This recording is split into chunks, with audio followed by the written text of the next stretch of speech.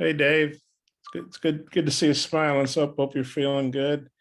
Thank you. All over the bed salad or whatever it was. But I guess just what are your initial thoughts on going to Stillwater playing Grand Canyon?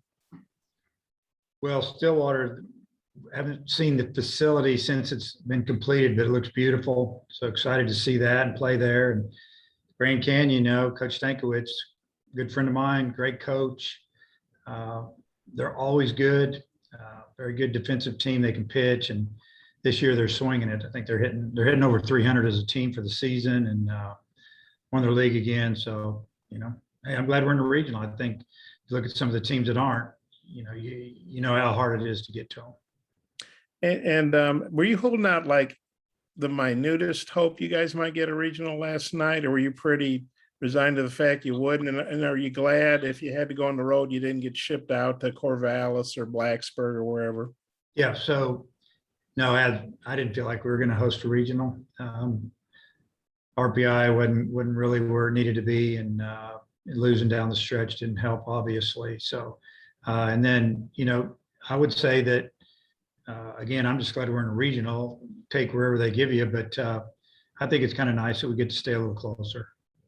Yeah, I might have a couple more. I'll turn it back to Oliver. Thanks, Dave. Okay, Tom. Hi, Dave. In your experience, when a team is doing like y'all are now, what are the things that need to happen to, kind of maybe kickstart, or what can you do? maybe just change our mindset a little bit, and take a step back and reevaluate, the long season, and we about more of the good things that we've done, and just be real positive. As far as gameplay, we need to score. We need to score earlier in the game than we have in the.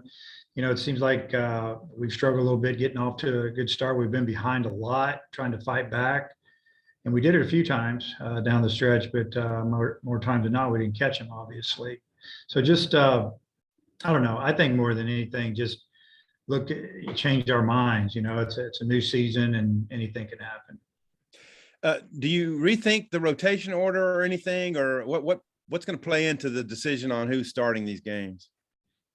Yeah, we haven't talked about it yet, but we'll definitely go with who we think's the best matchup to get Grand Canyon out. We'll start to look at some video on them and just research, their offense. Are they right or left-handed, and then make a decision from there. Gotcha. The synergy between the fans and the players, and I guess the media, just seems to be a little bit off right now. Any thoughts about current events? Not really. Okay. I got more later too. Hutch. Dave, I know it's two completely different teams, but you played Grand Canyon back in 2020 before the pandemic. Do you have any recollection of those two games, and do you any thoughts of playing them again?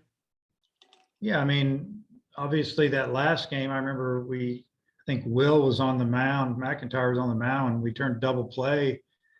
We were up a run. It was a tight game, like 9-8 or high scoring game. And we don't turn double play, they tie it. So I think the runners were first and third. That's really about what I remember. After that, I think the next year was a blur, obviously. And, as far as playing Grand Canyon, like I said earlier, Coach Stankiewicz is an outstanding coach and former big leaguer, as coach at Arizona State. He's well respected, and they're just really well coached, and it's going to be a battle. It's going to be a really good regional.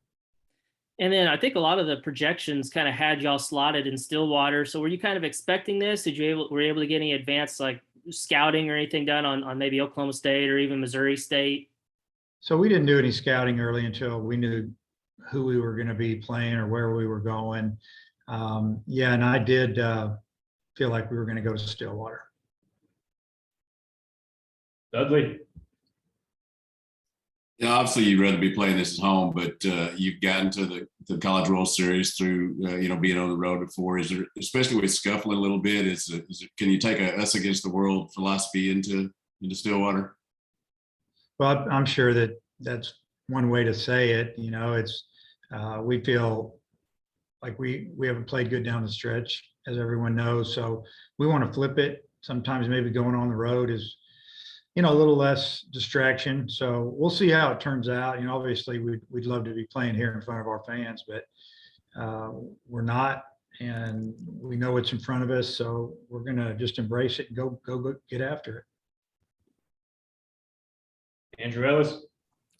Yeah, Coach, you guys played 2 games last week, and now we'll have a full week off before your next game. Do you anticipate that rest kind of being able to help you guys reset and refresh heading into this regional?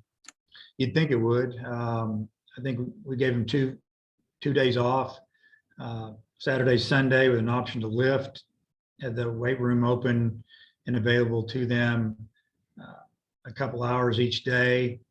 And if they didn't want to come, no big deal. Had a couple guys, you know, hitting in our indoor facility the last couple of days when I've been around, just on their own. And it's time for the guys to take. Sometimes it's nice just not for them to have a schedule where they don't have to be somewhere and do something. And I think that truly makes it a situation where they feel like they're getting some rest. Today's light, little offense, hitting, and some defensive work around the bases. Pitchers are getting their workouts in. It'll be separate. Team will be separate. Pitchers and then position players, they won't be together. And then tomorrow, you know, Tuesday, Wednesday, we'll get team workouts in, and then I imagine we'll head to Stillwater. But I guess to get back to your question, yeah, I think that you get a little downtime, get a chance to rest a little bit, and then we won't overdo it the next couple of days. We'll just try to get them right. Come back around, Bob. Yeah, Dave, Grand Canyon, look at their schedule, man. They beat Oregon State and Arizona State, Stanford. I mean, they look like a freaking Pac-12 team or something. What do you think about their season? And they don't look like a typical 3 seed. No, they won their league 20. I think they were 25-5 or something like that in league play. And then, you know, their midweeks, they caught some of those teams probably early. Arizona State obviously is right around the street. They're good. And I mean, I don't know what else I can say. Arizona's got a lot of good players. They recruit out of Arizona big time. They get kids out of California. Grand Canyon's a up and coming university nationally. And it's a good place. You mentioned knowing Coach Stankwitz. I hope I said his name right. What's the background of that? How do y'all know each other? How close are you guys? A little bit from Team USA, you know, when I've been at the complex, you know, with the national team, you know, he was maybe coaching a 16 and under team. And I don't know, we just, and playing over the years. And when I have talked with him and competed against him, I think we have a lot of the same ideas about baseball and the way you do things. And I have a lot of respect for him.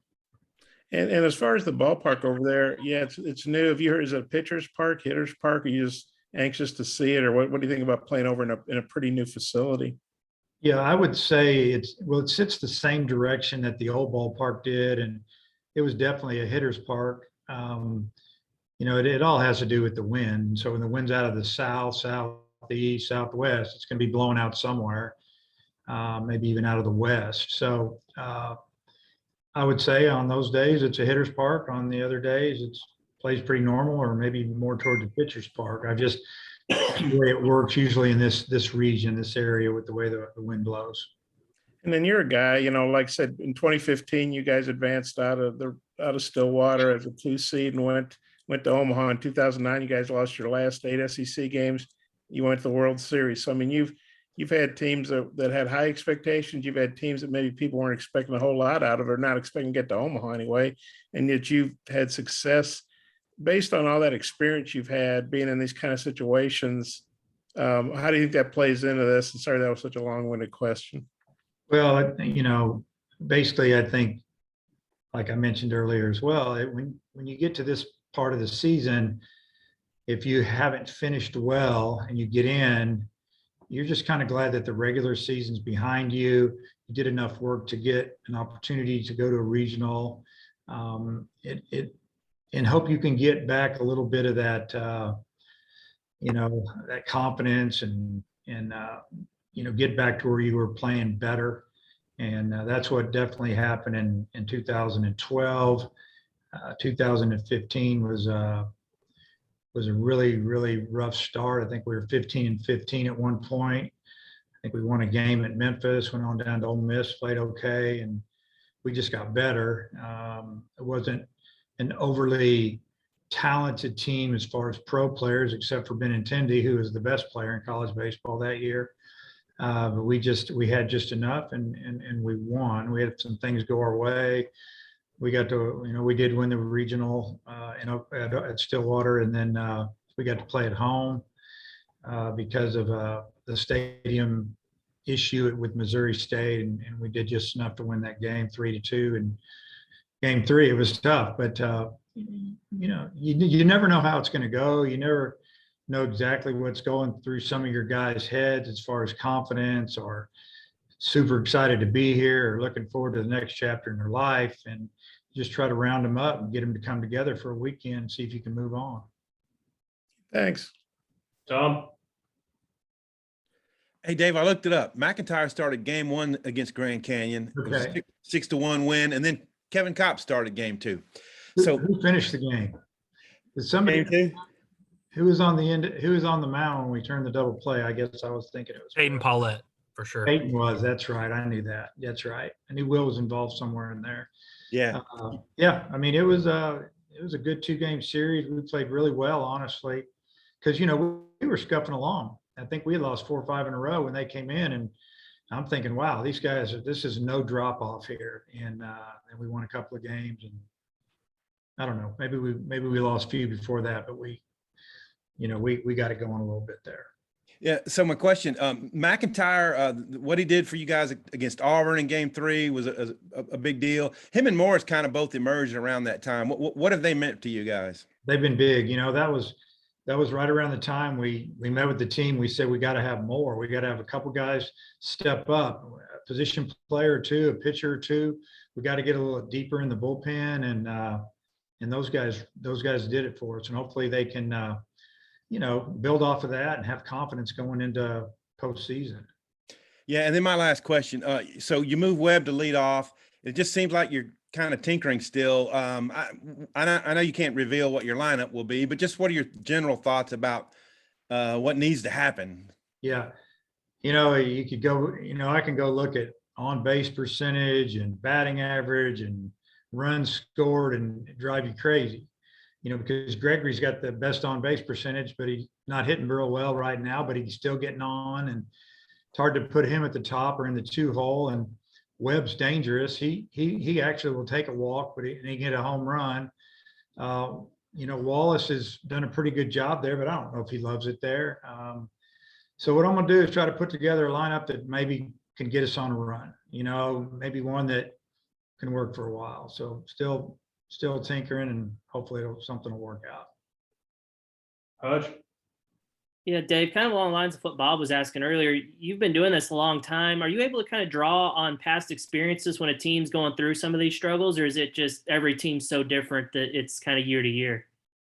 Now you look back at experience and compare this guy to that guy or this team to that team, and remember how you got out of it, or maybe something that didn't work. And we've been doing that a little bit.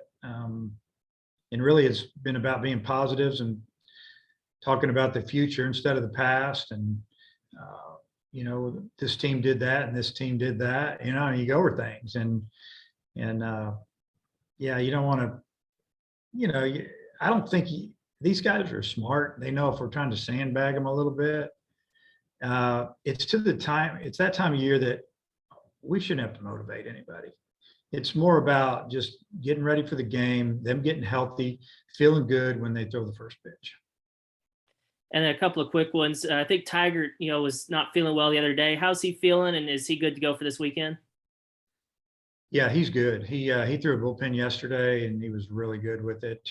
Coach Hobb said he threw extremely well. So I think he's 100%. He told me later, I said, what happened? And he just said, I think I might have got dehydrated. I said, you got to learn from that, because we're playing in the heat.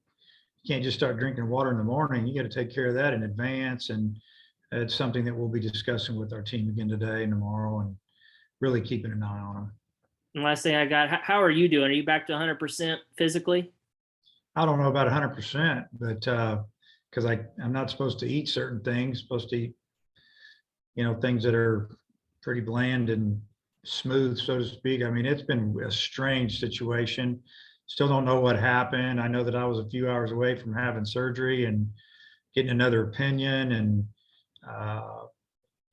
they really never know what happened. They don't know if you have a parasite. They don't know, if it's food poisoning, but I was just in some pretty good pain, and it was not getting any better. And to the point where you finally, when you start throwing up, when you're in a hotel room by yourself, you finally go, I think I better get some help here. Dudley, Who are your vocal leaders on the team, and have you seen them kind of stepping forward in these last few days? Yeah. The team's not real vocal. It's something we've talked about a lot, but we have a lot of really good people on this team, so to speak, as far as they'll lead, but they really want to lead by example. Don't have a lot of raw guys. It's kind of nice to have a guy that'll get with you every now and then and gets upset and can command that locker room a little bit. But we have a lot of leaders, but as far as the vocal one, honestly, I don't know if we really have one. all right, Bob, last one, close it out. Yeah, Dave, you really hadn't talked about too much about Oklahoma State and Missouri State. Seems like you can't get away from Missouri State. But what do you think about Oklahoma State as a host team? Then did Missouri State show you something in Fayetteville that made you think, hey, these guys might win that Valley tournament and be a good team? Well, Oklahoma State, I've been keeping up with them. I'm friends with Rob Walton, their pitching coach, and we coached together one summer with Team USA, and really good coach, good guy. And I sent a text to him early this morning because I wasn't sure where we were going. And I just said, who else is coming to Stillwater besides us? And he goes, I haven't heard anything. And I was just playing with him a little bit, but they really pitch well. They've got 3 really good starters, got some big arms in the pen, swung the bat well. They've been steady all year. Everybody has a little ups and downs, and their league's extremely good this year with OU coming on.